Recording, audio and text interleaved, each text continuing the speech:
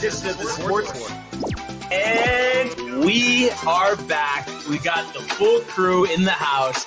That is what it's all about. The Yankees, out of any team in the league, are the best equipped to handle a blow like this. I think there is a higher power at play here. He's due law of averages. That dude is the ultimate scrub. It's trash. Yeah. Every person you have in there is fucking trash. Next game, you're going to see a big performance. You can see it in the end of the game, and I'm just totally stoked and excited for this.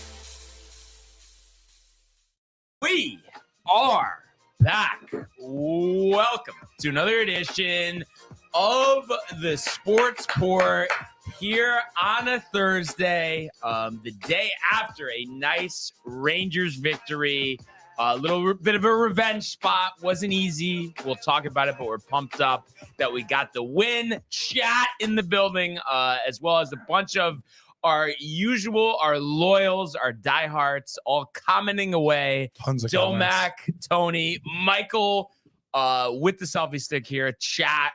What's going on, folks? Not much. Hanging in there. Pumped to be here. Let's go. Huge Ranger win last night. Super stoked, dude, to be here talking about And it. I have actually a lot to talk about regarding that. And I was listening to Boomer before. He said a couple funny things regarding like who they're going to trade for.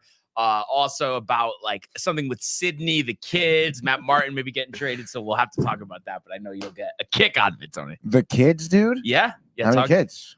I don't know how many kids they have, to be honest. I don't realize they even had kids, dude. Yeah, neither did I, but they were talking about that. So just it's I usually only really listen to that if Rick and Dave are in commercial or I'm in the office and I can just put it on the TV. I don't know. I know you do it often. Like I feel like I come in here and you have, DNR streaming, but I just, for some reason, I don't like streaming radio. I don't know what it is. Yeah, I mean, I get it. I mean, you are on the delay, which kind of sucks. Yeah. But also, like, I don't know. I feel like there's parts of Connecticut that don't get 98.7 very well. Reception's terrible. And I did see, I don't get it. too, once that, how it's like, I think it's August, 98.7, like ESPN's like getting, and it's just going to be 1050. You know how that whole thing. Yeah, really? So the Rangers games are, because they want them on FM, are going to be on some like classic rock station. I'm not even sure which one it is. Really? Yeah. I gotta look that up. Kind of like how the Mets, right? Because they're on like a news channel, like they're on FM. Yeah. No, but it's AM too. It's like 880 on AM. Oh, 880. Okay, so it is FM, but I forgot what the name of it's not 1010 wins. No. I'm pretty sure it's always 880 on AM. Okay. Yeah. Okay. But so a lot of interesting stuff. Obviously, first day of the I can't say, how do you Cognizant Classic. So I was watching a little PGA Tour live coverage earlier this morning. So there's just so much going on. Just making a couple quick adjustments here, and then we will get to the comments. There are so many comments, and all I have to say is, and I know Tony agrees with me, Domac agrees with me, but I just took a little peek at the comments. Good to have Michael Butka back in the building. It's been a while. Oh, yeah. Like it has been a while, dude. And again, I mean, I feel like he definitely maybe felt bad about the 2K loss to Michael. Yeah. And Michael's really been gloating about it ever since, like really digging the knife deeper. Yeah, you hear that? He wanted to beat you by 20, Buckta. I said, "Oh, Mike, you were struggling." He goes, "Dude, I wasn't even trying." He said. Let's get to the comments. All right, let's look at some comments. Josh B with a let's go for the boys today. Josh B. JP, baby. Kev is in the basement again. He wants all the smoke. Rangers, Igor, Tony never wavered. Hashtag TCA, hashtag Sportsport, hashtag credit DTV. Where credit is due. Kev Do with a let's go. We want the smoke. We are TCA Wolfpack, aka Pirates. Our TCA, hashtag DTV, hashtag Sportsport. Have a great show, guys. Hey, Yankee boy Brian, it's all love. My question for you, Domac, is it going to be all love when they win the World Series? I don't know. No, it's not. They're going to be so salty, so mad. Oh my God, the downplaying. I have a vision of just like what they're going to say about it. And then Michael Buckta saying he's back. He's been so busy with school, but don't worry, he still hates Tatum with a passion. He said, did we see LeBron go off in the fourth quarter last night? 21-point comeback win. Michael, you've missed the last couple of days, but we've actually snuck in some NBA talk. And Yeah. we're sure to mention the largest fourth quarter comeback of LeBron's 21-year career. Even Tony was impressed by that. I was a little impressed. And then Kev Dew chiming back in with Tatum equaling God. Michael Buchter says, I will be home this weekend, Barnes. There we go. Robert Parker chiming in saying, good morning, gentlemen. Let's go. Shout out to TCA, DTV, and the Sports Port. Nice win for the Rangers. Needs you to get back on track tonight. And shout out Hot Take Johnny. Appreciate the subscription on YouTube. Oh, yeah, brother. Let's go. Buchter chiming in with some Domac. What's going on, Buchter? I'm doing good. More back and forth with Josh B. And then Buchter said, I went missing on the show for a couple of days because of school has been eating me alive. And I was busy fighting Tatum on the court. I honestly, I really was thinking it was because of like the Lakers' struggles, the loss to the Suns. So I'm glad that he's not distraught about that. That's good. Listen, long season, got to get to the playoffs first and then see what happens. And then Josh B chiming in. I think this is about the radio show. About the radio station broadcast for the Rangers next season. Oh, okay. Yeah. The classic rock station. No classic. What do you say? 104.3. No shit. It's Q104.3? Yeah. That's a great station, okay, dude. You listen to that. No. I grew up New York Station listening to that one. That's Gotcha. that's awesome, dude. Let's go. Okay. 10 dash hour. There we go. But again, I don't think we got good reception of it over here. So yeah, the reception stuff is bullshit. Like, what the fuck? Like, Connecticut is a blackout zone for radio? I guess. I know. Setting you up, Tony. Setting you up for that. I mean, listen, man. Like, I'm not even doing that. Yeah, like, you're doing it. Like, what, Brian? We can't figure that out here. Come on. But I think it's not really a here problem because it's just, I'm sure it exists in other parts of the country. Yeah. It's a general thing. Like there should be no like, oh, you're not in a good area, so the radio doesn't come in. You hear static. That shouldn't happen. No, I agree. Regardless of where you are. And it's like, I understand. I mean, but like 104.3 New York, like I understand ESPN Radio New York. Like we're not Indianapolis radio. Yeah. Like, what's going on with that, dude? Did we get one more coming here? Oh yeah. One more. Classic Kev Dew and rock. Classic and rock. So I know Michael was mentioning this before the show. You think Kev's played any Madden since 2 Sundays ago? I don't know, man. In the basement, MSG, the flan. I feel like probably not. I feel like probably not either. I think he's still sulking. Yeah. But hey, what are you gonna do, right? So you gotta fucking practice, dude. To start off here, I still don't know how to say cognizant. I think I said it right, but anyway, the classic in the Palm Beaches here, and Tony's guy, Andrew Novak. Dude, who would have thought? The leader here started on the back, has completed 13 holes and is 7 under par. So this known as one of the tougher courses on the PGA Tour, the Bear Trap. I think it's holes 13 through 16, something like that. And for whatever reason, this morning, I mean, it looked on the broadcast, looks like the weather's pretty good. So maybe that's playing a role here. But, not only do you have Novak at 7 under, you have Davis Thompson and Chad Ramey each at 6 under. Davis Thompson through 12, Chad Ramey through 10. Also, 3 golfers at 5 under, Ryan Moore, Harry Hall, Austin Eckroat. Further down the list, last week's sensation, Jake Knapp. 4 under through 9. So, picking up his first win on the PGA Tour last week at the Mexico Open. Off to a good start here, starting on the back, 4 under, making the turn. Last year's last year's champ, this year's defending champ, Chris Kirk is also 4 under, starting on the back. So playing with Knapp, and is also 4 under. Further down the list here, Rory McIlroy also started on the back. He's through 9 as well. He's 3 under, so he's off to a good start. FedEx Cup leader Matthew Pavone, who, has spent the first part of his career on the DP World Tour. They were interviewing him on the range on PGA Tour Live earlier. And they had this stat where it's like 3 of 4 of his starts, he's been in the top 7. So that's why he leads the FedEx Cup race. He's off to a good start, 2 under through 11, starting on the back.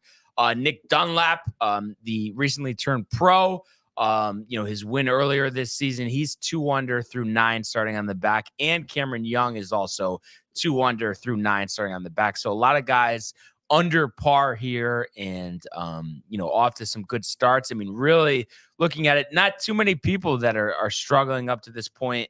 You got Kisner, Snedeker, and Kim. 8, 9, and 10 holes respectively are all 2 over. And my sleeper pick, Francisco Molinari, 1 over through 9. Plenty of golf left to be played, and I'll probably in a second turn on some of this coverage on my phone here and keep you guys posted as this moves along. But I think it's clear. We had looked up the weather forecast yesterday. Weather should be good.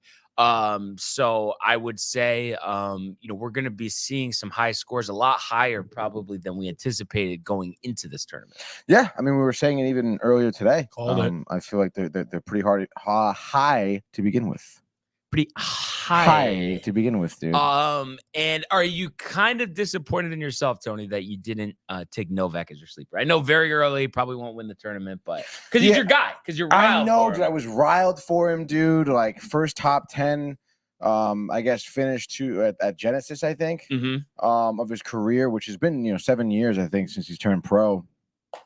So, I mean, super pumped. Sad that I didn't take him, but I mean, I did take him as my sleeper last week, and he did lead after round 1, I believe, last week as well, and then fell off. I mean, finished tied for 8th, last 2 events, the Phoenix Open and Mexico Open. Oh, yeah, which is great. And, he may be someone, like I said, who's like, maybe I just picked him a week early, and he wasn't as hot, but obviously stoked for the guy. Yeah. North Carolina native, I believe. Yeah, exactly. So, I think he's had 66 career starts in his 2 top 10s, but no wins. No wins. 65 events played. Okay, and joined the tour 2017? No, 2022. So I think he was on the Corn Ferry. Before that. Definitely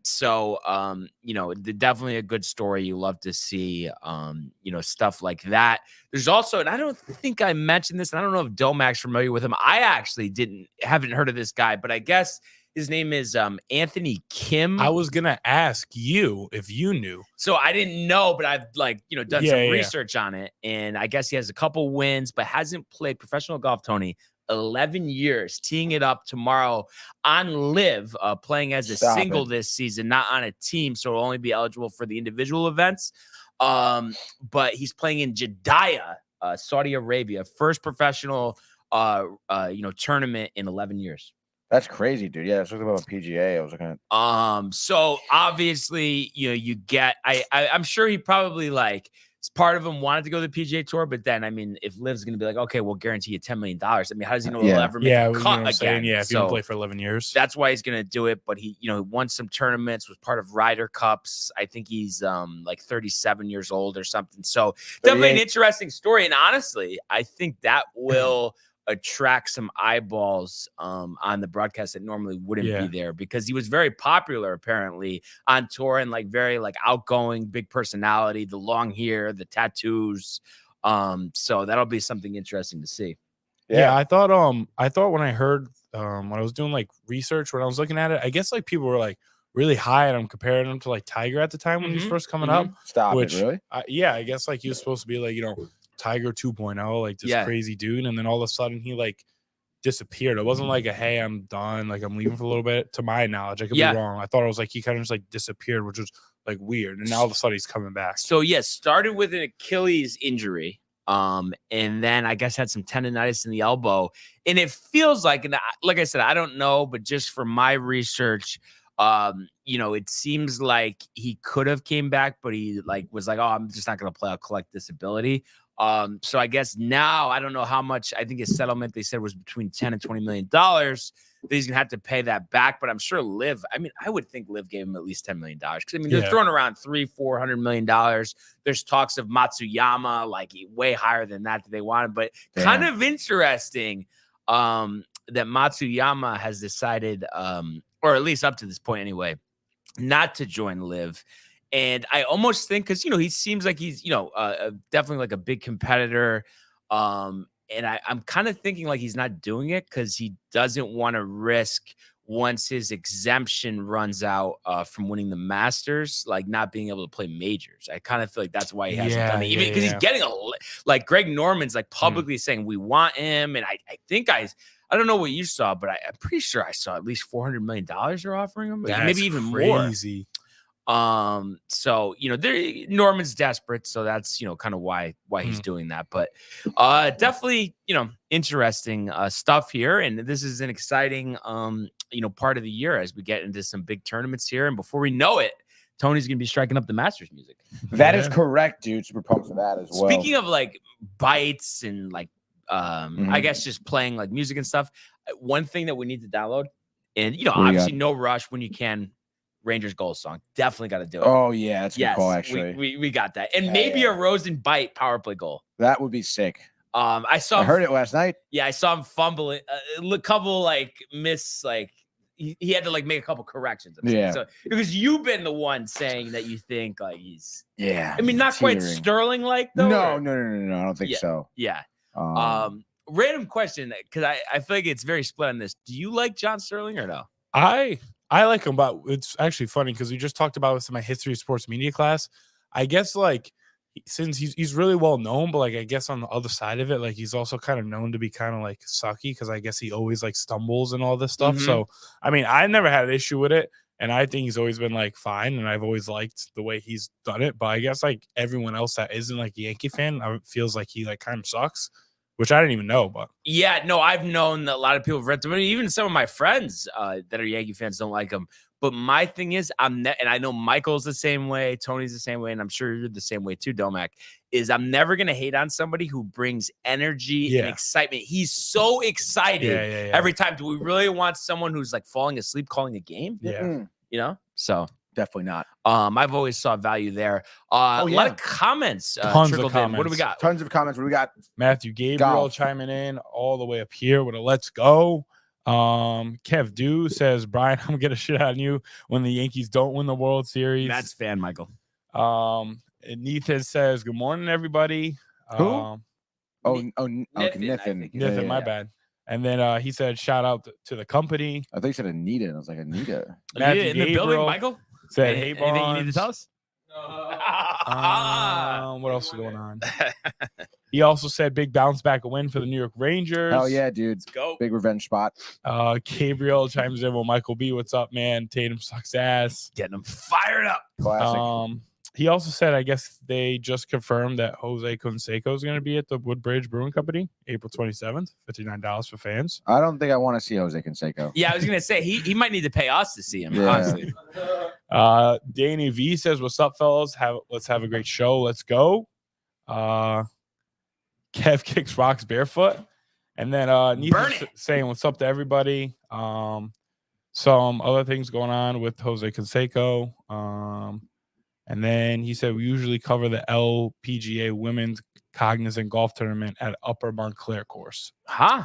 Are they LPGA puts on a simultaneous tournament somewhere else? No, they're just the sponsor for that tournament. Oh, Cognizant also sponsors an LPGA tournament. Exactly. But not happening right now. I don't. No, because I would have heard it. Yeah, it's just one of those things. Besides having the same sponsor, the tournaments have nothing to do with one another. And Montclair is New Jersey, right? That's correct, dude. Yeah. Oh wow, so that's kind of crazy that they're in Montclair. Fuck Montclair. Fuck New Jersey too. Yeah. I saw Debbie Duhane tweeting the other day. I guess there's been some problems with catalytic converter thefts. Oh my God. Higher numbers, dude. I guess, in New Jersey. I don't know if that's going on in New York. It is. Dude. Sure, it is. Obviously. No, yeah, it is. It is. It's actually kind of funny because my brother has a Challenger. It is funny. My brother has a Challenger, and people are stealing those cars now because they're Dodge isn't making. Yeah, they're all electric now. They're not making. They don't make the all electric is Dodge. So people are stealing those cars. And the catalytic converter. It's why you gotta do that? The catalytic converter is crazy. I watched my roommate, or not my roommate, one of my friends' girlfriends who lives on one of these roads up in Bridgeport. Her catalytic converter got stolen out of her Bug. And then when I came out of the Derby Edge one time, I'm walking out of the Derby Edge with my buddy, and some dude's under a car. And we're confused. And then all of a sudden he gets up and leaves. And my buddy went bent down and looked under the catalytic converter, I guess, was gone. That's so crazy. This just goes back to the theme we always talk about with different things. People are just so annoying. Yeah. You just get out of here. Why do you have to act like that, dude? Get your own. Yeah. You think punishable by death Yeah. Right? Imagine Like, if that was the case, but no one would do it. But apparently, like, it's a mortal sin to punish anybody for anything. Like, Yeah. go kill somebody and you'll be out on bail by noon. Yeah. I No, mean, literally. it's like unbelievable. Unbelievable. But yeah, so a lot to get to here, but let's start in the world of Major League Baseball. It's deep to left. It's 700. Albert Pujols. Yep, what a play! Stop it, Tony. Yep. And Alonso cracks one. The Mets win the ball game. Out of sight. And it works at 100 miles an hour. 14 strikeout. Drove deep to left field. There it goes. See ya. All right. So for once, Tony has the floor here. Yankees off yesterday. Wow. I know, dude. yes, it's spring training, but I think he's a little riled. The Mets 3-0 yesterday. Winners of 4 of their first 5 spring training games. Say that again? 4 of their first 5 spring training games. I'm just kidding. I don't think I stumbled, Michael, right? No. I was saying because it's like nice to hear. Oh. It's not always about you, Brian. I mean, okay. But yeah, obviously, great game yesterday. We were talking about it before the show. Alonso, first dinger of spring training here, which is great, and he was 2 for 2 yesterday with the dinger. Looks pretty good. Luke Voigt got a couple at bats. I think went down swinging twice, I believe. That was supposed to be a dig at me. No, it's not. It's not always about you, Brian. Marte got the start in right field. I guess he looked pretty good. Obviously it's his first start, so he's taking it kind of slow, old guy, but of course him as well as Mendoza post game reassuring, hey, he's healthy, he's ready to go. He's the most healthy he's felt in 2 years, he said. So wow. There you go. That was good. A couple pitchers look pretty good. Garrett and Walker, who are guys we've seen out of the bullpen, past couple years. For the Mets, each pitched, scoreless inning, getting 2 strikeouts each. Hartwig as well, another bullpen guy, pitched a clean inning. So that was great to see. And yeah, you love the 3-0 victory. Thompson, that guy who we picked up, Trace Thompson, yeah. From the White Sox, continuing to hit well in spring training. 2 for 2 yesterday, dude. There we go. So again, take it as it is. Maybe this guy gets himself a roster spot, but again, he's a 32-year-old guy, outfielder, kind of don't need him right now. If he has a hot bat, maybe he gets a DH, but nonetheless, dude, pretty pumped about it. Obviously, spring training, so still a lot of work to be done. So yeah, dude. Any thoughts on the Mets game? 6:05 tonight as Rory just narrowly misses a birdie, so he'll stay at 3 under. Rory's blowing it. No. It was a long paw off the green, well, actually. But I was gonna say, and it's kind of interesting. We're talking about this golf tournament, obviously being in West Palm. The Mets are going to be there tonight, 6:05. Jose Quintana making a spring debut, going up against Blanco, starting for the Ronel Blanco, the 30-year-old starting for Houston. And unlike previous days, no lineups out since both the Yankees and the Mets, are going to be playing tonight versus the usual 1:00 start time. Any thoughts here? Just obviously, I'm sure the biggest thing for this game, you really want to see something positive out of Jose Quintana. Yeah, you want to see something very positive. You want to see him throw 2 scoreless with like 3 Ks would be great out of those 2 innings. Which I'm sure we'll see. Again, it's spring training. It's his first start. Let's go. I'm really more interested, I think, at this point in getting, Marte some more at bats, as well as some of the younger guys too. Again, it's nice for Trace Thompson, but we haven't seen Bader, really get any at bats at all. So, we'll see. But yeah, I guess for this game tonight, we're gonna Quintana. I guess we'll see, dude. I'm not very hopeful for Quintana. I don't know. It's hard to be excited for Quintana for me. Yeah, I think it's just because we kind of had this conversation yesterday. Yeah. But like with him specifically, I think it's one of those situations because of diminished velocity It's like every single thing needs to go right for him to have success. And he did have really good stretches for the Mets last year. Yeah. I mean, he has to continue to find his location. Again, like those breaking balls, those off-speed pitches can be very effective, especially when you are a veteran pitcher. You can kind of anticipate stuff that batters are going to do. So we'll see. But again, I mean, I don't know. Like, I've said this before too. It's like, what about him? Are you like, is a batter going up against Quintana and being like worried? Like, probably not, dude. So, because he's not going to blow a fastball by you probably. So, but again, we'll see. We'll see how he performs. Tonight. I mean, not, I guess the easiest of lineups. Like, I know it's spring training, but still, Astros have great hitters. They have a good farm system, so he's probably going to go up against some good batters. So let's see what he can do. I was just watching Jake Knapp, last week's winner in Mexico, narrowly missing a 35-foot birdie putt at number 2. So wow. I guess he started on the back, but he taps in for par to remain at 4 under through 11. So obviously, you want to see some good, positive stuff. Quintana, kind of using all of his pitches, getting his location down. I think first start, you're not really worried too much, about velocity. And like we said, not that he's, a hard thrower by any means. Now yesterday, you saw Alonso, hit his first home run. Oh yeah. Anything like in terms of, and of course, we don't know who's going to be starting, but just in general, anybody like you're kind of anxious to see, like, some of the younger guys or anybody coming back from injury that you really want to see something from next couple of games, offensively for the Mets. I guess, yeah. I mean, if I had to pick one player, I guess I'm looking at Alvarez. I mean, you're expecting him to have a huge year. And he's already had one so far this spring training, which is great. But let's try and get another one, dude. Yeah. Yeah, absolutely. And I just locked in actually the other day, keepers for fantasy. Oh yeah. So I am forfeiting my 20th round selection for Francisco Alvarez. So there we go, baby. Would think that should, pay some dividends, and we'll see. I'm sure projections probably have him somewhere in the mid-20s, but I think he's going to hit 30 home runs. I'm glad we're on the same page on this one. Yeah. Like, let's go. Talent when you see it. And Robert Parker knows talent when he sees it. He says if the Mets played the same pace during the regular season, they'd win 129 games. Seems reasonable to me.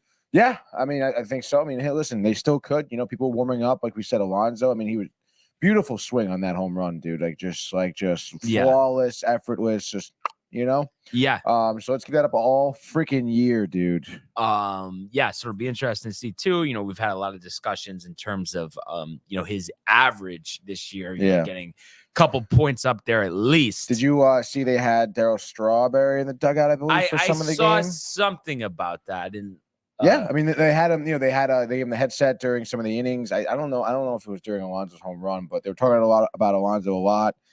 He seems to like him. Darryl Strawberry actually, he looks great, dude. He looks like a very healthy and shape man. Well, because remember the whole thing, Doc and Darryl, he seemed like he was good. There were concerns about Doc. Yeah. But I know he's been pretty good for a while now. Yeah, it's nice to good to see that. Darryl doing pretty well, dude. Yeah. And as far as the Yankees are concerned, 6:35 tonight, and exclusively on the Yes app. And I guess there must be some inside information, out there. But they're minus 175 against the Marlins here. And they'll have Clayton Beater going. And, he was pretty good in the minor leagues last year. I think 3.62 ERA, over 130 something innings. Like I said, struggled a little bit in AAA. So be interesting to see, what he does against a major league lineup. Like I said, I would think he'll start in AAA. And then like we talked about, we don't know, who's going to start, for the Yankees offensively, but whoever does regular wise, you want to see them continuing to have good at bats. Oh yeah. And, getting their timing down. That's for sure. So I'm excited as we inch closer to the dual opening days, Tony. So we're out for that. We got fantasy drafts coming up, so definitely an exciting time of the year for sure. But let's go now to the world of the National Hockey League. Let's go, baby. Here he comes. McDavid shoots, top shelf, he scores! Captain with the overtime winner! the middle. Great hit. It's a world-class hit right here. Tomsky stepping. Drink White made the full split save. Are you kidding me? Turn. Side of the net. Between the legs and they score. Filthy. David Pasternak. The silver trophy to the Golden Knights. All right. So the Rangers back in the winner's circle last night, 4-1 over Columbus. And I would say, being that I watched this game from start to finish, final score, I think doesn't indicate how close it really was. Correct. And once again, the star of the show, and I know, already had 2 goals, but has to be Igor Shesterkin, making saves left and right, and just so many opportunities where, as Tony would say, the Blue Jackets had an opportunity to score dirty goals, and Igor's like laying all out in either direction, making stops. So 30 of 31, 7 consecutive wins as a starting goalie for Igor. So that is something that is well received.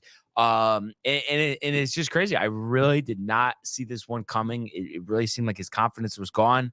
But I guess it's like that stretch where he was benched for Jonathan Quick. I'm sure he worked on a couple of things, and he's just been red hot. And what a month of February has been for the New York Rangers. Now, other notes from this game, I mentioned Panarin. He had his 34th as the first goal of the game. So no goals in the first period. And I know, we were kind of going back and forth when you guys were doing the gaming corner last night. Yeah. About how tons of shots for the Rangers in the first period, but just could not find the back of the net. And it kind of looked like, with Merzlikins, last time out, he gave them trouble. He only allowed 2 goals. Was this going to be the same thing? But the Rangers finally break through there about 7.5 minutes into the second period. So Panarin's 34th. Vinny Trocheck picking up his 36th assist of the season. And then Adam Fox getting his 10th goal of the season, a Rosen power play goal there, almost 14.5 minutes into the second, assisted by Kreider. I think that was a slap shot, right? It was on the power play. Kreider absolutely bullied somebody on Columbus, steals the puck, and it gets fed to Fox, who was coming in hot and just absolutely ripped it. And they interviewed him. I think it was actually after the second period intermission, and they're asking him kind of like, "Oh, what are your thoughts?" I think he's the only Ranger defenseman to have 10 goals in 3 straight seasons, other than Brian Leach. And he was just saying how, anytime you're mentioned with him, one of the best or the best defensemen in Rangers history, that's a really good thing. So nice to see Foxy, have a big goal there, and technically ended up being the game-winning goal. They tacked on a couple late, but Cole Sillinger, about 3.5 minutes into the third period, with his 9th goal. So that got Columbus on the board, but that would be their only goal of the game. Lots of back and forth, lots of Igor saves, lots of puck movement, penalties, all that stuff. But Chris Kreider on a breakaway empty netter gets his 30th goal of the year, his 3rd straight 30-goal season after not having any 30-goal seasons to start his career. Panarin picking up an assist there, his 47th, and also Jimmy Vesey, his 7th. And then speaking of Panarin, I was pretty impressed. I mean, that was, I think, beyond center ice. Empty netter. I mean, they were talking about on the broadcast, I guess he's like known as like the most accurate shooter on the Rangers. So he picks up his 35th goal of the year. That is a career high. And he was assisted by Jacob Trouba and Keandre Miller. And I had said this on the comments on the gaming corner. Trouba, I didn't realize, block shots, 3rd in the NHL. Yeah, dude, great. So I really think, I've learned, I think I used to look at certain players a lot and just look at like goals and assists. But I think, as you've been trying to tell me the last couple of years, Tony, it is more than that. And I think, when you're in the top 3 in any category in the NHL, clearly you're making an impact. So he again had an impact last night, and he was like highlighted last night. I think they're, doing this thing where they highlight different players, but they were talking a lot about him. And I had mentioned that to you as well. But all in all, a nice win here. Like I said, I mean, was it harder than you thought it should have been? Yes, and no game's going to be perfect. But you have to just be happy with Shesterkin. I mean, that's the big takeaway here. He is dialed in. And I could not be more happy to have been wrong about him. Honestly, I'm surprised, Brian. I feel like I thought coming into today, I thought you were going to be super critical of the Rangers, but oh my gosh, like they almost kind of blew it. 2 goals were empty netters. Like, what does it really matter? No, like I said, it wasn't perfect. It wasn't perfect at all. And I thought they kind of played a not a great game. And obviously, look, I mean, big spots, like you said, when the Blue Jackets were able to get pressure. Igor was a big reason why they didn't find the back of the net, which is great. But I don't know, man. I mean, like I said, that's awesome. But Igor made a couple bad mistakes that let up a goal. Twice. I want to say he tried to play a puck, left the net wide open, misplays the puck, and has to kind of scramble back. And yeah, the first time he did it, he saved the puck. But then the second time that happened, he gives up a goal early in the third period. It was a 2-1 game at that point, And it sucks too, because going into the third period, I was getting like, oh man, like another shutout, let's go. So I don't know. I think he has some things to clean up, but like you said too, I mean, he did play a great game. Big reason why we won. It was another night where Elvis Merzlikins was absolutely on fire. He had a few phenomenal glove saves, pad saves. You mentioned Kreider on the breakaway. I mean, he's on fire right now. Yeah. Which is crazy to see. From a team like Columbus, and I thought the third period was kind of tough. We talked about it. That first period, they were so strong, out shooting the Blue Jackets, having more puck possession, more offensive time zone. But that third period, I think they were getting outshot like 15-3 or something like that. I think that third period seemed like they were playing defense the whole time, right? Because they were up 2-0. They were playing out the clock, just playing for the win. When I would have liked to have seen them maybe apply some more pressure. I understand, obviously Columbus made some adjustments, but still, you got to be able to also like adjust with them in the third period. And I will say, barring that goal that he gave up, Igor was a big reason why they were able to hold off on the lead. And the 2 empty netters were sick. The goals were cool too. I guess I would have liked to have seen more more team effort, I guess. Again, Foxy's goal in the power play, that's dope. But it really was an individual effort by Kreider winning that battle on the boards, and then just, Fox wide open. Same deal with Panarin's shot. That was right off of the face-off. Kind of a crazy play. I don't know if you saw it too. Like it bounced like off the ref's skate, and like there was 2 guys in traffic, and then he just rips it and then finds the back of the net because Elvis couldn't really see it. So I mean, again, like that's dope.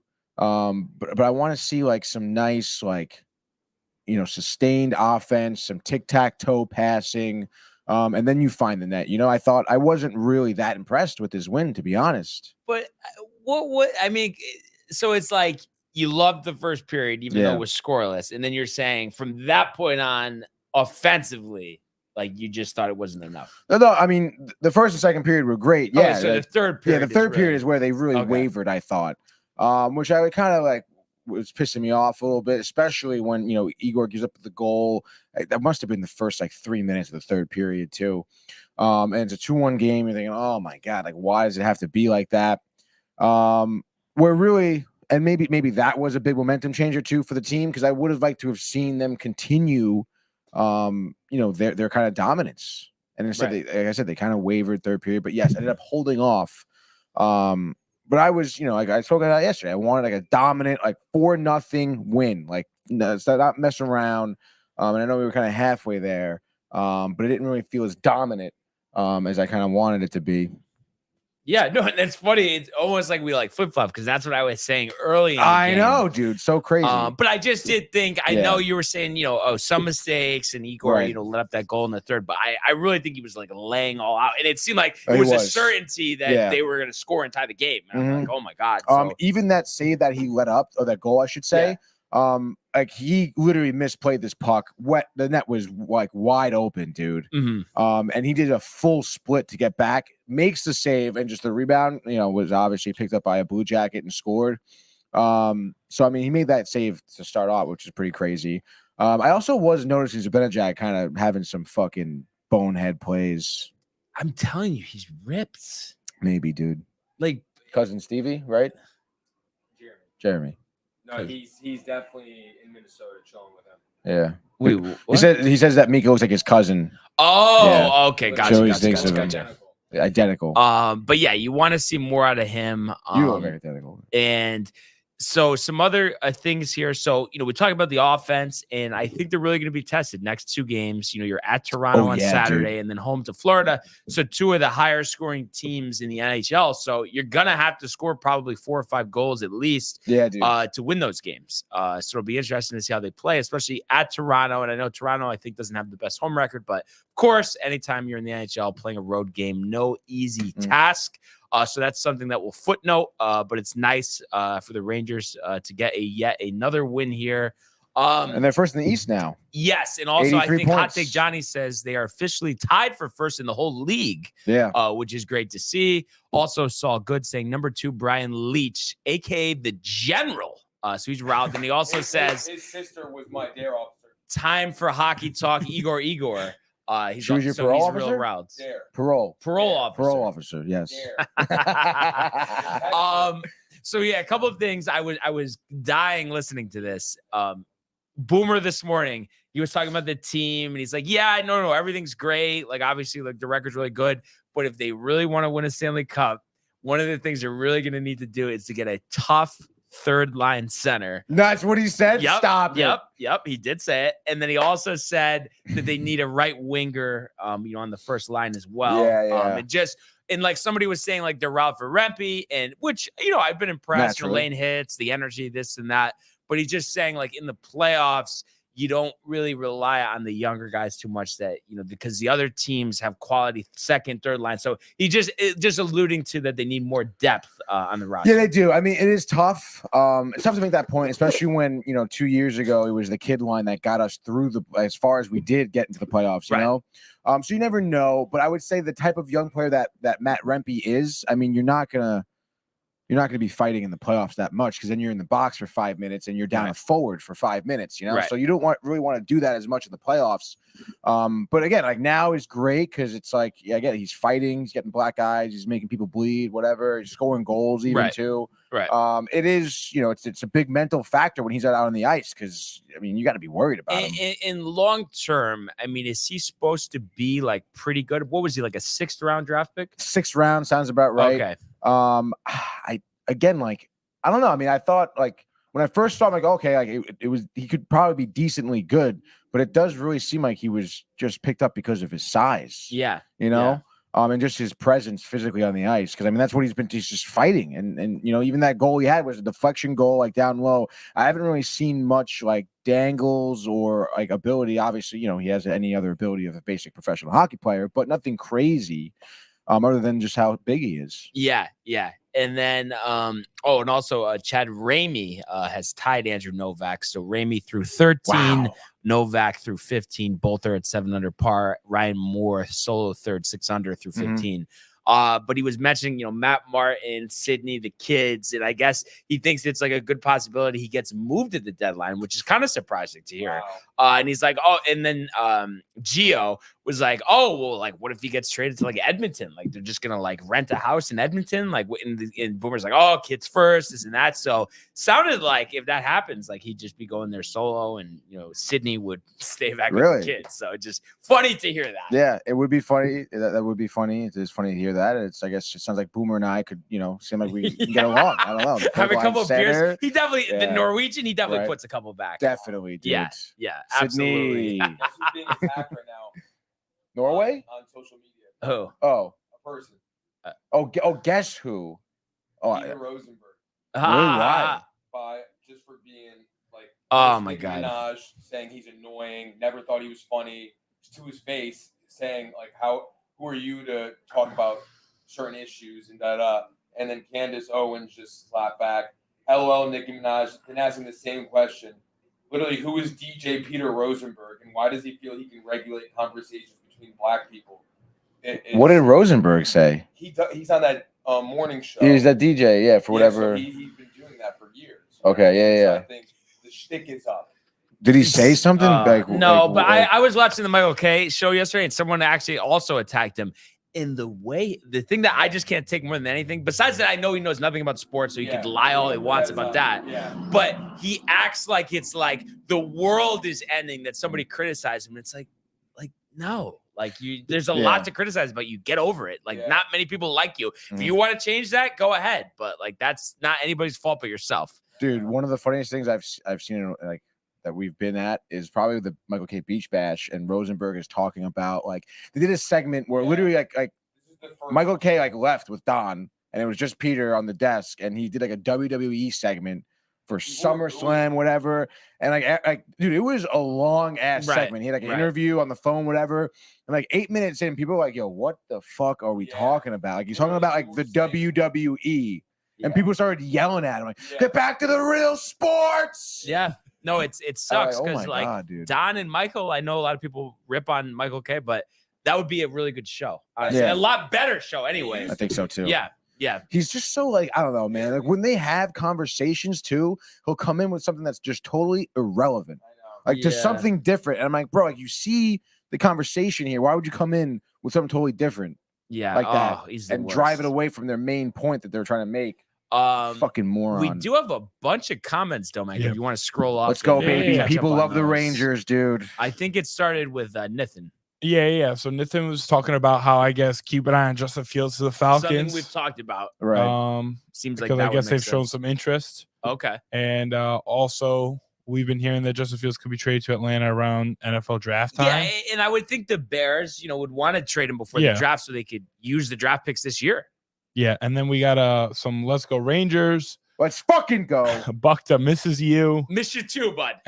Josh B saying let's go. Let's go. And then Buckta chimes in about UConn women getting a W over Villanova. He says Paige went off. Yeah, he loves Paige. Paige. Is amazing. Back and forth. Paige is amazing. We covered UConn against Seton Hall this year. Paige is a machine. She's coached by a legendary coach by the name of Gino. And then he says Gino's the GOAT. And I You're don't. right over there, Joe Mac?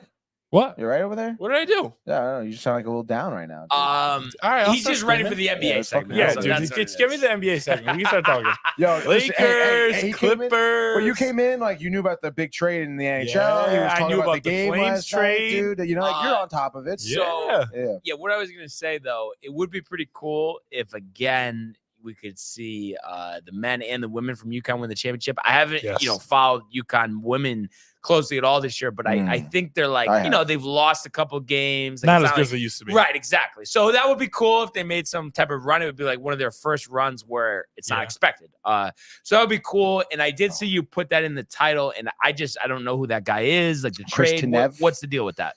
So it actually is a pretty big deal, I think, for the Stars, just because of how weird this is. So, I mean, Chris Tanev is 34 years old. He's been in the league forever. I obviously came from Calgary. I want to say he was originally drafted by Vancouver.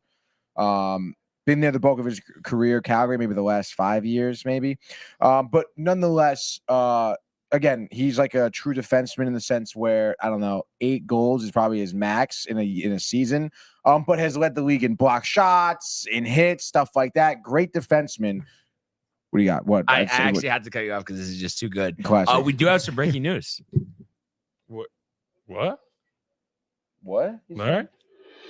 Michael Butka looks like he's considering proposing to Paige Buckers. So that just coming straight from the horse's mouth there. You didn't see the comments? How's he gonna do it? Yeah. What's your plan there? I mean, Like we'll let him tell after us. a game? He loves her a lot. So Michael Butka professing his love for Paige Buckers. Bucka, one of those things that you get riled for, Michael. So I do. I know. Yeah. It's an easy switch. Yeah, It it is is. an easy It is. switch, dude. So you really think it's gonna end up being a big deal? The true defenseman. So he's going to Dallas. Yeah. So he's going to Dallas. He's gonna be like, I mean, again, he's a big body. He can play physically. He can block shots. He's gonna help. Certainly, Dallas's defense a lot. And then on top of it, they just like didn't really give up much for him. They gave up like a prospect defenseman.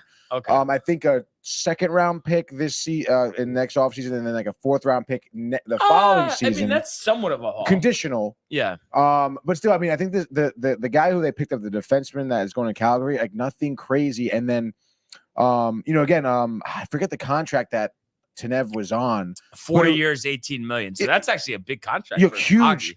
And Dallas is paying none of it. Huh. The Devils are paying half of it, and then Calgary's retaining the other 50%. Wow. But the Devils get a 4th-round pick. The Devils are getting a 4th-round pick out of this, though.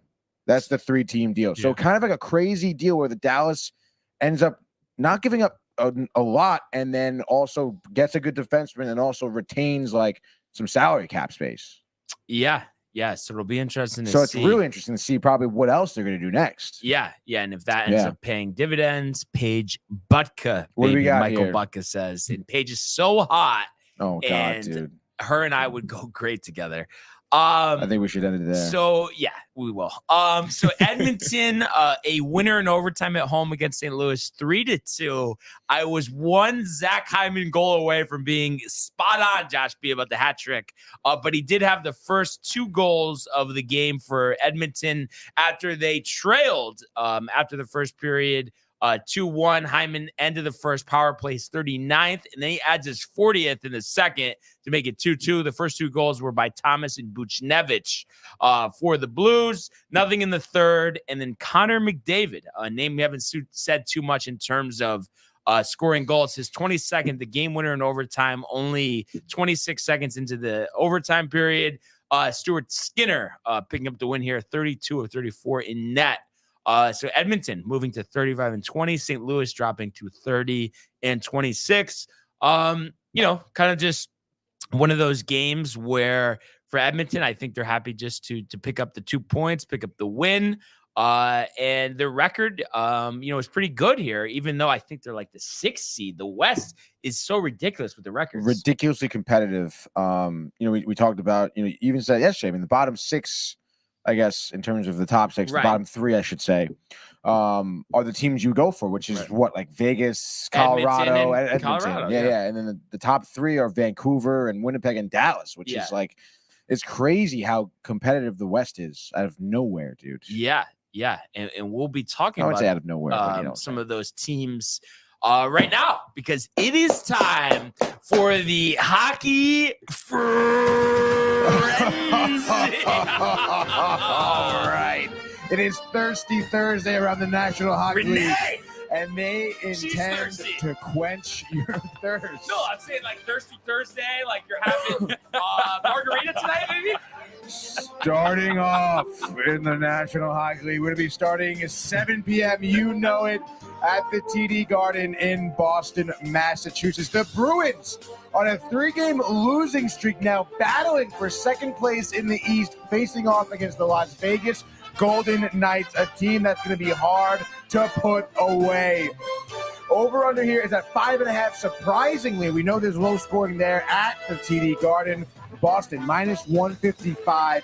Tight favorites there at home. Vegas plus money. I love to see that. As I mentioned, Bruins on the 3-game schneid. What do you think? Bounce back, Brian? I think they bounce back. I think you're liking the Knights here, which is fine. Go ahead, take the plus 135. But I'll take minus 155 with the Bruins here.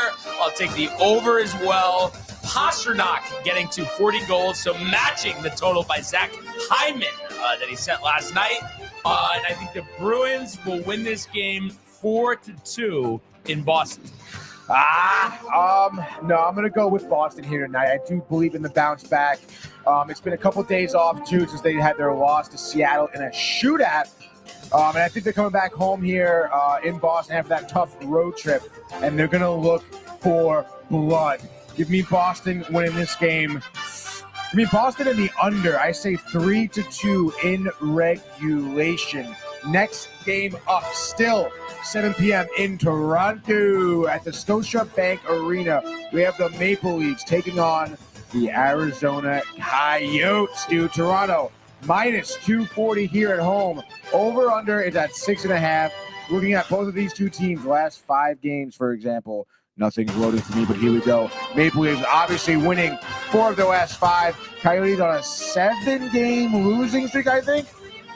Second time these two teams are facing each other this year. Second and last. First time Maple Leafs won 6-3. Do you anticipate the same outcome, Brian? Keep the losing streak going. Give me the Maple Leafs. Arizona has packed it in for the year. Ever since Ingram went down, they just haven't been the same. Maple Leafs, I think, will feast coming off that disappointing loss to the Golden Knights. I'm going to say Toronto, and hopefully they get their goals out of the way so the Rangers can shut them down on Saturday. But give me Toronto here, 7-3 over Arizona. So Maple Leafs and the over. I gotta agree with that. I mean, Toronto's just gonna be scoring so much, and I can see Arizona netting 1 or 2 maybe in some garbage time. Who knows? I would say give me the Maple Leafs here. Let's say 5-2. Next game up, still 7 o'clock. We're going to Detroit, Little Caesars Arena, which is such a shame to hear that in Detroit. But nonetheless, the Red Wings are taking on the Islanders at home. Detroit minus 115. Excuse me. Over under is at 6.5. What do you think's gonna happen here, Brian? Yeah, I know it's one of those things, Tony, where nothing really points to an Islanders victory. They haven't been playing well. I was texting Courier earlier, and I was talking about, maybe throw something on a Dobson point. He's like, I don't know, kind of saying how the team's in shambles, this and that. And I was like, well, I'm thinking eventually, wow, we'll get it together. But obviously, who knows, if it'll be too little, too late.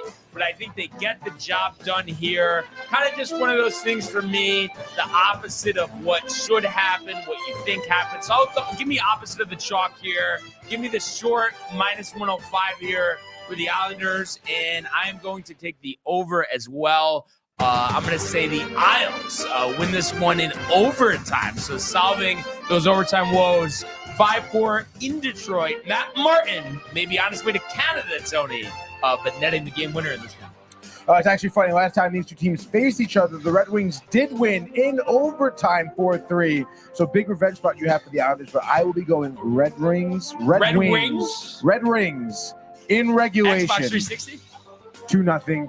I got the Red Rings of Death once. So did I. Absolutely. Overheated with the towel. Yeah, the towel wrapped fire. up, cause a fire, end your life, honestly. Terrible. Terrible. Send it away, 3 months. Oh, get it back, get it again. Next game up, we're going to Tampa Bay, baby, the Lightning. You're the over, by the way, right? Or no, under. Under. Red Wings in the under. What did I say? The Lightning in T-Bay. The Buffalo Sabres coming into Florida, getting nice and warm here, taking on Tampa Bay, who is minus 165 at home. The over-under is 6.5. Last time these teams faced each other, Lightning took care of business 3-1, and that was late January. So look out here, Brian. What do you think? Yeah, one of those things where, I like the Lightning, but I would not lay minus 165 on a mediocre team. However, Sabres, mediocre team on the road. Lightning, typically good at home. So I think Vasilevsky lets up a couple, maybe Tage Thompson back from the dead for a night or two here. But I'm going to say the Lightning win this one 5-3. So Lightning and the over. I'm going to say give me the upset. Tage Thompson in overtime. Sabres win 5-3. Ukko-Pekka Luukkonen. 40 of 43. You could say Ukko-Pekka Luukkonen in your sleep, but you can't say Red Wings? I know, right? What the fuck, dude? Anyway, it's the R's, R.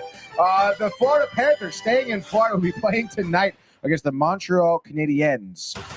Looking at these two teams here, the over-under is 6.5. Looks like Panthers money line minus 300. What does that tell you, Brian? It tells you that the Panthers are a better team, 19-8 at home in Sunrise.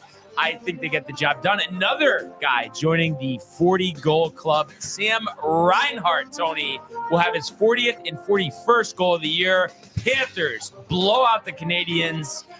We are going to say 5-0. So Bobrovsky with the shutout, Panthers with the victory. Absolutely love it. The point differential between these two teams this season, Panthers in the favor, 9-2. Both their last games, though, going on the under. So give me Florida and the over. Breaking the mean here. Panthers win this game 5-3. Let's see. Next game up, we have the Columbus Blue Jackets going to be hosting the Hurricanes. Wow, the Blue Jackets on the back-to-back. The Schneid here going back home. This is kind of crazy. Blue Jackets obviously are going to be the home dogs here. Carolina, minus 270. Over-under at 6.5. I mean, the Blue Jackets are going to be going on the heavy Schneid here, Brian? Yes, but I think you'll see Merzlikins. Actually, they'll probably go the backup here. Yeah. So either way, basically they are going to go on the Schneid. They had their Stanley Cup in beating the Rangers last week or earlier this week, whatever. Anyway, I am going to say that the Hurricanes win this one 5-0. So the shutout, Canes clearly the better team here, and I think some tired legs on the side of the Columbus Blue Jackets. Really could not agree more. Would you say 5-0? Yeah. Is that the under? Yeah. Damn it. All right, fine. Give me the same. Give me the Hurricanes in the under. Next game up, Predators of Nashville taking on the Minnesota Wild at home in Nashville, Tennessee. Nashville minus 120. Over under is 6.5. Dude, these two teams, last 5 games each, have not been great for the Wild. They've dropped 2 of the last 5. The Predators, though, on a 5-game win streak. These two teams 1-1 against each other. What do you see here? Are you going with the hot Nashville Predators? I'm going with the Minnesota Wild trap game. Why is Nashville only minus 120 here? Wild have been trash all year. I think they got the job done. They get the win. They score a lot. We saw them score, 10 last week? Yep. Whatever it was. But I'm going to say Wild 6, Nashville 3. So the Wild and the over. Give me the Predators and the under, dude. Preds edge this one out 3-2. They're hot right now. Let's go. Next game up, we're going to Dallas with the newly acquired player Chris Tanev. They're going to be hosting the Winnipeg Jets here. Dallas over under at 5.5. And like I said, Dallas is favored here minus 135. Tight for these two juggernauts coming out of the West so far. The Stars up on the regular season series 2-0, scoring 5-2 in the point differential of those 2 games. What do you got there, Brian? So I hate the way the Stars have been playing recently, but I guess they're due. So I'm going to just take them. Wouldn't lay my own money on it, but I just have a feeling they're due to bounce back. I think it's a tight game. Ottinger getting back to his ways in net there. So I'm going to say Stars over the Jets 3-2. So Stars in the under. I'll take Winnipeg and the under. Dallas has struggled to score as of late, maybe scoring like 4 goals in their past 3 games-ish maybe. So bad job there. Winnipeg has great defense and goaltending, so give me Winnipeg winning this game 3-1. Let's say that. Next game up, we're going to Chicago, Brian, your second favorite city. They're taking on the Colorado Avalanche at home. You can imagine Colorado heavy favorites on the road, minus 290. Over under 6.5. Not much to say here, except Blackhawks did beat Colorado back in early December 3-2. What's up, Brian? Avalanche in the under, just because I feel bad for Connor Bedard being on such a bad team. I'll give him 1 goal here, but I think Colorado wins this one handily 5-1. Give me the Avs and the over. I say Bedard 2 goals. Avs win this one 5-2. Next game up, we have the Canucks going back over to Canada, over the border in Vancouver. The Canucks are taking on the LA Kings, who desperately need a win here. But you know what? So do the Canucks, dropping 4 of their last 5, most recently losing to Pittsburgh in overtime. The Canucks minus 145, over under 6.5. What do you got? Demko shutout. Canucks in the under 2-0. That's so tough, dude. I can't argue with that. Canucks in the under. Devils. Kings have been on the Schneid. Vancouver wins this game, I guess, 3-2. Next game up, only 2 left. It's 10 p.m., baby. Over under 5.5. Seattle minus 115 against the Pittsburgh Penguins here. Seattle with, fun fact there, Chris Tanev's brother, Brandon Tanev, on their team. These two teams, I don't know, man. I'm not really entirely excited about this matchup. What do you think, Brian? Penguins are a better team, and I know it's the trap. Why the Kraken favored, the this, the that. I like the Penguins' momentum right now, getting that game winner from Carlson the other night. So I think a low-scoring game here, but Penguins in overtime, 3-2. Carlson again, Tony. Carlson again, dude. I do like the pick there with Pittsburgh. Give me the over, though. I think there'll be a lot more scoring here. Last time these two teams faced, Pittsburgh blanked the Kraken 3-0. I don't think that's going to happen again. I think it's going to go Oppo there. Over-under is at a mere 5.5. So giving the Penguins and the over. They win this one 4-2. I'll give Carlson the empty netter at the end there. Why not, Brian? One game left here, and this could be Brian's game of the night. The Battle of California, 10:30 p.m., starting off in San Jose. The Sharks are taking on the Anaheim Ducks. Anaheim, road favorites at -125. Over-under is at 6.5. Good golly. Both these two teams dropping 4 of their last 5 games. What do you think's going to happen here, Brian? Sharks could have not looked any worse. Their last 4 games, losing 7-2, 4-2, 4-0, 4-3. But they're going to get the job done tonight, even though Mackenzie Blackwood is now on injured reserve. So they're left with Kakakanen, who's 6-18 with a 3.63, and also Chirona, who's made 1 start, or I guess 2 starts, whatever, 9.51 goals against, which is obviously insane. So yes, Anaheim, better team, everything points to them, but I'm going to say Tomas Hertl showing he wants out with a strong performance here. 2 goals, 1 assist, overtime, game winner, 5-4 Sharks. Tony's going to take the Ducks. Absolutely, Ducks, way better team. San Jose sucks. Give me Adam Henrique, 2 goals and assist. Frankie V with the game-winning goal in overtime. They win 4-3. He says, I want the Kakakanen. By the way, with the picks yesterday, you picked up another game here. So That's the frenzy right 21. There, oh, yeah, that is the hockey frenzy. And I am 21-15. You are 20-16. So a tight race early on. Let's go, baby. To pick tonight. We'll revisit that tomorrow. And then just, what were you going to say, Tony? No, I was going to say, do you want to do like Monday or maybe Tuesday lunch? Because I owe you. Oh, right. I owe you Sakura. That's right. Sakura. So, God, maybe Tuesday night dinner? Okay, yeah. I'll check, make sure I'm free Tuesday. But yeah, I'd be down. Yeah. Let's do it. I'd be down too. Or maybe even Saturday's not going to work. All right, we'll figure it out too. Yeah. So I want to get that in there, Sakura, dude. Yes. I'm starving for Sakura. You know what's actually funny now that I think about it? I think I'm going to Sakura Saturday for Pooch's birthday. Really? That's kind of funny. That's fucked up, dude. But yeah, so one quick thing here. Chad Ramey now in the lead. So a bogey by Andrew Novak. So now he's in a 3-way tie for second with Ryan Morrissey Depan. But Chad Ramey, 7 under through 14. We will bookmark that. Shane Lowry with an eagle to get to 4 under here. So he's now tied for 7th. Jake Knapp hanging in there at 4 under as well as Chris Kirk at 4 under and Rory McIlroy at 4 under and Nick Dunlap. So a lot of scoring early, a lot of big names. But it is time for Domac. Let's go to the world of the National Basketball Association. The Bulls LeBron James at the buzzer.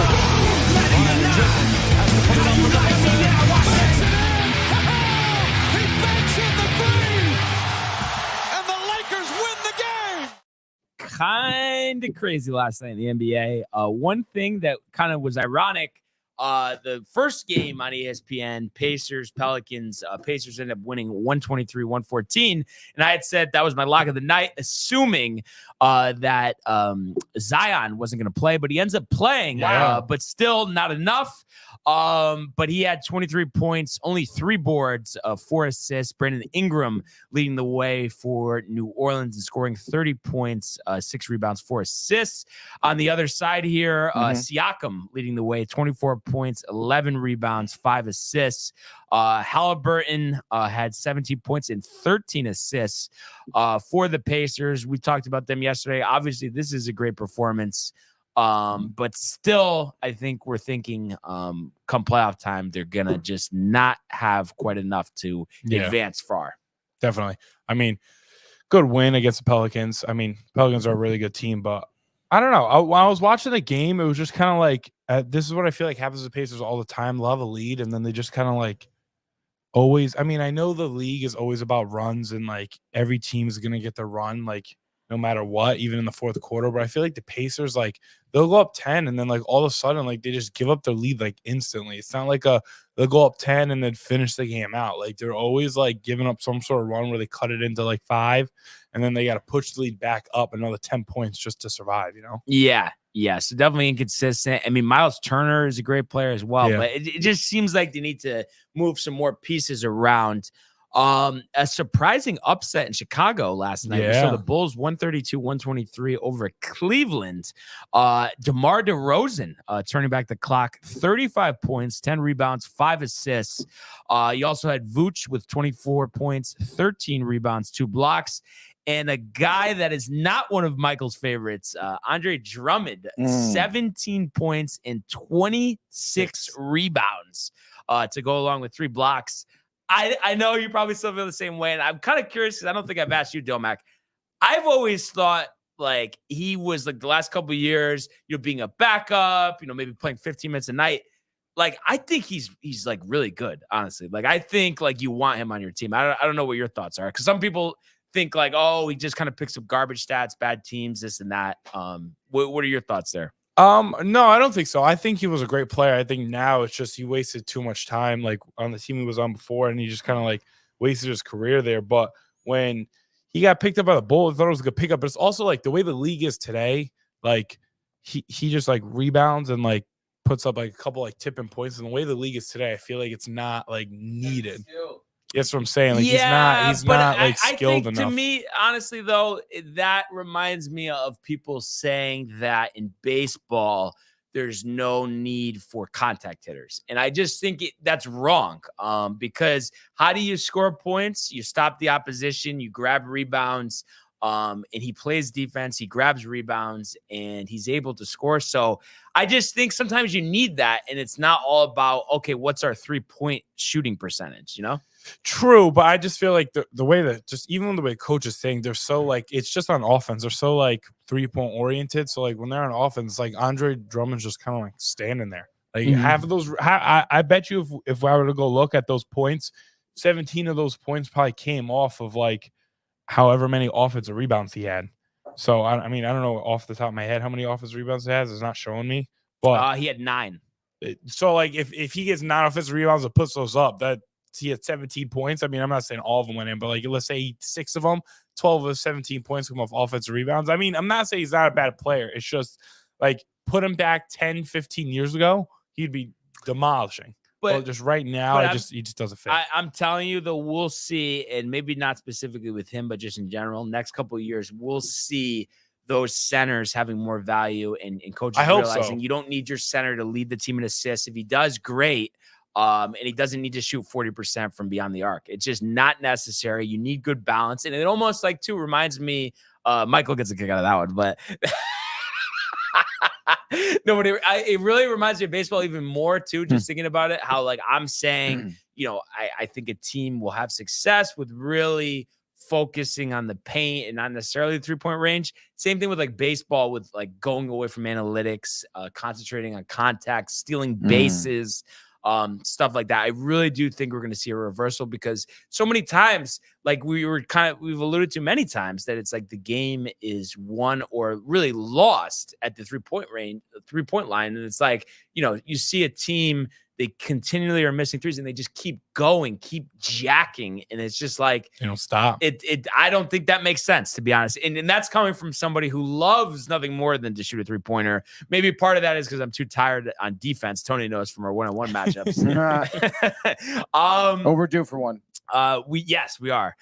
We did see Denver 117-96 over Sacramento. So the defending champs moving to 40-19. Jamal Murray, 32 points leading the way, also had 6 assists. And then the walking triple-double himself, Nikola Jokic, 14 points, 14 rebounds, and 11 assists. Do you like Denver to come out of the West again? Yeah, because like I've been saying this whole time, it's just the Western Conference, like the teams they have are just they're too young and they're too like new to this whole playoff thing. Unless, like I said, I don't think James Harden's gonna, but unless the Clippers put it together in the playoffs, but James Harden has never shown to put it together in the playoffs, I can't see the Clippers going far. So if they were to play even the Lakers, I still am gonna pick the Nuggets over the Lakers. So I see the Nuggets are probably the most well-rounded to make a run, especially just because they're so young. Like the Thunder, like I just don't think they're ready to make like that type of run. Same with the Timberwolves; they're just too young. Yeah, absolutely. I'm kind of curious. I haven't asked you this, Michael. Not to put you on the spot here. Who do you like right now to win it all? He's thinking hard. Do you have the Jeopardy music? Oh wow, Brian. Good call. Digging deep for it. No clue. Might be on page 2. If it is even there, page 2. I have a sleeper idea that I think you would be riled about, but I'm not sure if you're going to say Miami? it. No. Who? You want me to just say it? Yeah. Minnesota. I do Because you love them. Edwards. I do. Yeah. He'd have a Jordan run. Yeah. Let's do that. Okay. Let's go them. I didn't even see it. And it's funny too, there's a lot of, hype about the Clippers.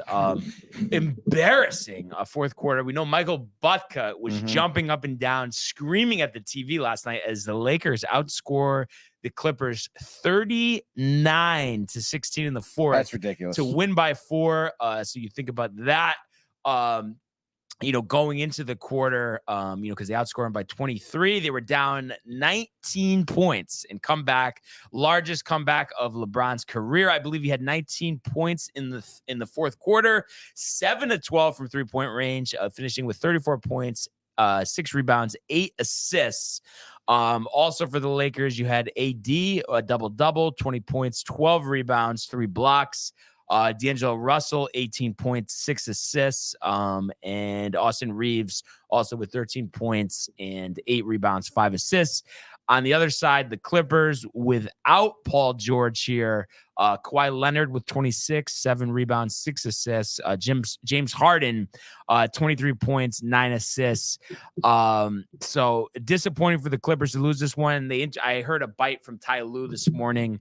He was kind of calm, cool, and collective about the matter. But I'm just kind of curious. My thought here, I mean, if you're the Clippers, you're really asking for it to go into the playoffs. And I know they're not the top 2 guys on the team, but to think that James Harden and Russell Westbrook come playoff time are going to be key cogs in getting you through the playoffs. I mean, don't you think, like, it looks great now, Michael, but as we get into the playoffs, advance a round or 2, them 2 in the playoffs is going to rear its ugly head at some point. Yeah. Right? I mean, it always happens. Yeah, it always has. I mean, what's going to be different now? So just kind of interesting there. Did you catch some of this, Domek? Or no, I didn't. But I watched the like the last minute because I saw how close the game was getting before I went to bed. But I think this shows more about the Lakers than does the Clippers. Like for the Clippers, I feel like yeah, they could fix like what happened in the fourth quarter of their breakdown, but I wouldn't be too worried about it. But as a Lakers fan, like to go in there and to come back like that, I mean, it shows that come playoff time, LeBron can carry the team still, which might have been a question mark this year, just because at some point, it's not that he's not good anymore. It's the fact if he could completely carry a team, like when he was the second time he was with the Cavs, like it wasn't just like if he was good, it was like he carried the entire team. So it's like this year, it's like he's phenomenal. He's going to put up 20, 24 a game. But like there's some times where like LeBron, like he's done in the past, he's a takeover.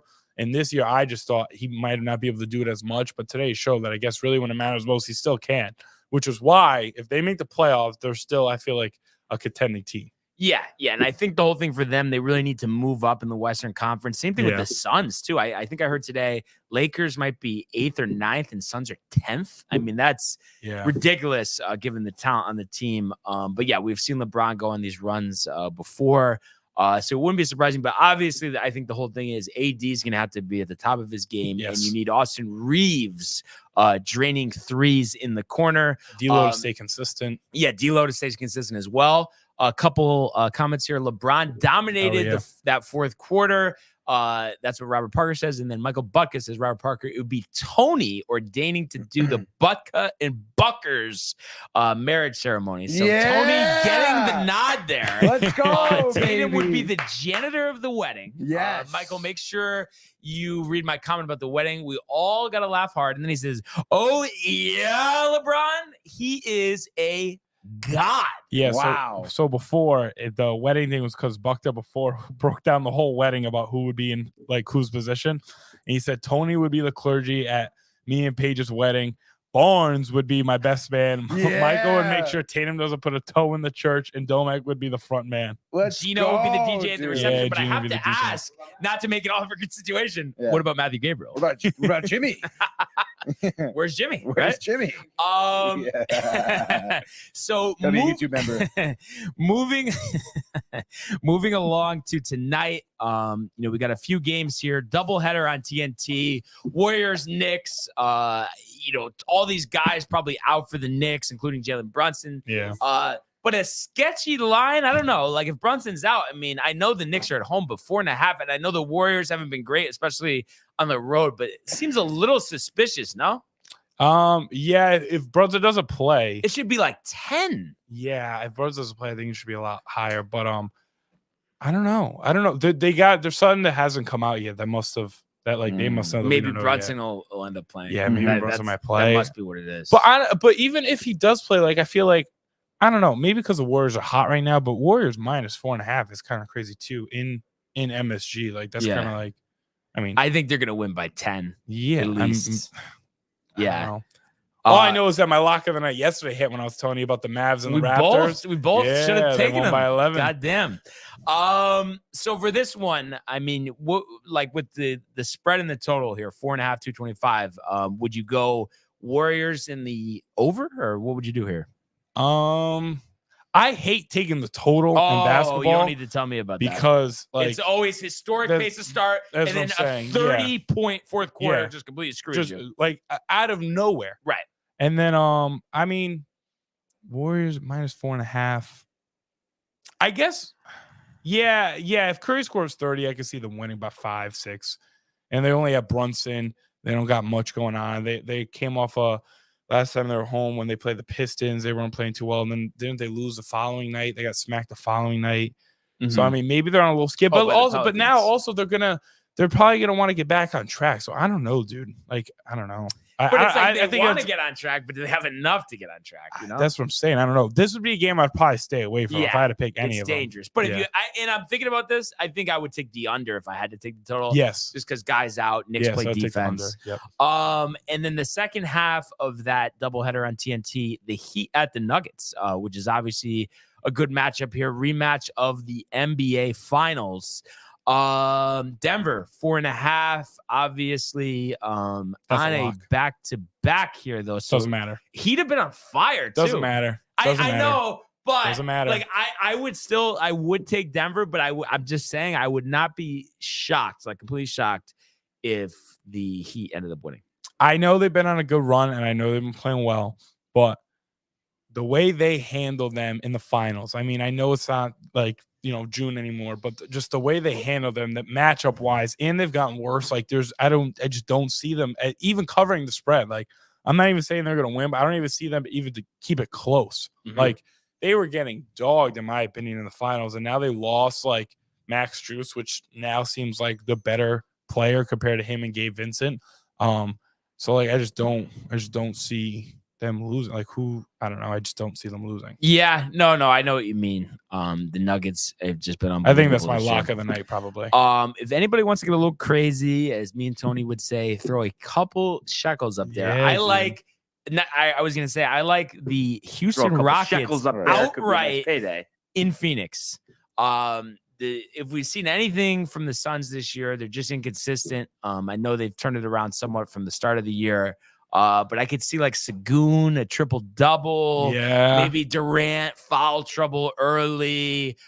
Booker has an off-shooting night, but that would be my pick there. And obviously, if you want to be more secure, that's a crazy you could pick, take the Rockets plus 8.5. Yeah, Rockets plus 8.5 would probably be a solid pick. I'm not going to lie, because I could definitely see them playing it close. Because in my opinion, the Suns either either blow teams out by 30, or I feel like they just don't play well and they keep it close and they end up like losing, like throwing games away. And I don't know what the reasoning is. Maybe just the whole team hasn't meshed yet, but like I don't know. I just feel like when they lose, I don't know. I just don't think they're consistent enough, and I could definitely see the Rockets covering that spread for sure. Yeah, absolutely. One thing that I like, and I don't know what the number is, but I would love to see prop bet Kyle Kuzma return to LA here.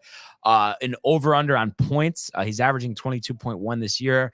But, we always see this in every sport. The guy going back to where he used to play, especially where he was drafted. I could see Kyle Kuzma having a big night, and maybe some of it's in garbage time, because you would think, even though it is a back-to-back, that the Lakers would blow them out. I can't believe the Wizards have 9 wins this year. Just as many as the Pistons. And he was the same guy. I don't know if you guys saw. He was the same dude that tweeted when the Pistons were on their historic losing streak.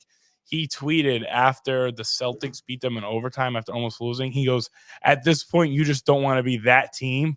And now they're sitting with the same record as the Pistons, team. So they're that team. Yeah, that is kind of funny. So yeah, that's what we really got, in the NBA tonight. Taking one more look here at the cognizant. It's like hardball. You gotta just not think about it. Just cognizant. The Cognizant Classic here in the Palm Beaches. Ramey through 15 now, 7 under. Novak's done with his round in the clubhouse at 6 under. Ryan Moore, CJ Pan also at 6 under through 17 and 16 holes, respectively. Kirk made another birdie here, so he's up to 5 under through 14. Rory and Lowry and Dunlap all still at 4 under, as well as Cam Young. So that's what we got in the early going in Florida. So definitely looking forward to watching some of this today. And we'll definitely have to recap everything. Did my pick Fitzpatrick tee off yet? Do you know? Let's see here. So golf is probably the hardest sport to gamble. 1251. Oh, impossible. Like, but forget about it, dude. What actually is pretty because obviously it's one guy or the other. The head-to-head matchups. Oh, okay. So best tough. way to go. Yeah. Because like a top 20, it seems like, oh, this guy is really good. Oh, he should be alive for a top 20, but it's like top 20 is hard because there's ties and stuff, and it gets a little crazy. Especially, I feel like recently there's been a lot of like players who are maybe not unknown or like low ranking that have also been playing really well. So like, I feel like when my luck, I'd bet on like a safe bet to be top 20, and then all of a sudden. Yeah, the first round, 80. Dustin Johnson did that to me a few years ago. I was so tight. 3M Open, never forget it. So we'll keep an eye out for that. And Matthew Gabriel coming in here at the horn, saying, boys. And he also says, you guys are the greatest. Domac. How the hell what's going on, Gabriel? Michael Butka. Kuzma is ass. Wow. He is a weirdo. He is a little weird. I had to say, towards the end with the Lakers, I was so tight, especially because it was like they could have given him up instead of Brandon Ingram in the Anthony Davis trade. But they decided to go with him, and then it's like terrible he was breaking shots. He's just dyeing his hair purple. Yeah. Next thing you know, it was like, what is he gonna get his nails painted? I mean, it just it was not a good situation. Yeah. And Matthew Gabriel also says, look at yes, Kuzma, how are you? So yeah. Interesting stuff. I feel like Tony's a little riled, like the NBA making a little comeback for Domac. I see the excitement beaming off of his face. No, of course, dude. I mean, like I said, I do enjoy basketball. If the three of us were together at a bar watching a game, like it's fun. Colony. Oh, Colony. So good. Really, like. When's the last time you've been there? Because I've been trying to eat healthier, I think it's probably been like a couple months. No, probably winter break. I don't want to hear an excuse. Just because I've been trying to eat healthy. Winter break. Pizza but is that healthy. Place is so good. But it's so like, good. I know, I can eat 2 like pies especially the Stanford easily. one, like TV's a little smaller, but I think because the pizza is so good with the beer, doesn't even matter. You have a screen, you could see the game. Yeah. Especially the setup we had. I mean, there was so much space. It really was like the perfect afternoon. Yeah, and it wasn't too crowded. We were chilling. Yeah. Loved it, dude. Yeah, so that was awesome. Definitely can't wait to do that again. Also, Matthew says Kuzma is weird as Michael is right. Matt, I still hate Tatum way more than Kuzma. And then Matthew signing off says, love you, fellas. Great show per usual. So we appreciate that. And we appreciate everybody today who tuned in and continues to comment, like, and subscribe. All of the archives on the YouTube page, Tony, Michael, Renee, and Jay in costume. Merch at downtimetv.com. Want everybody to enjoy the day, enjoy the games. Let's go Yankees. Go Mets! And we will see you mañana. Hey guys, Tony here from Downtime TV checking in. I want to thank all our fans out there who's been liking, subscribing, sharing our content. You guys are the best. You guys are our bloodline. You make us love what we do. Thanks again.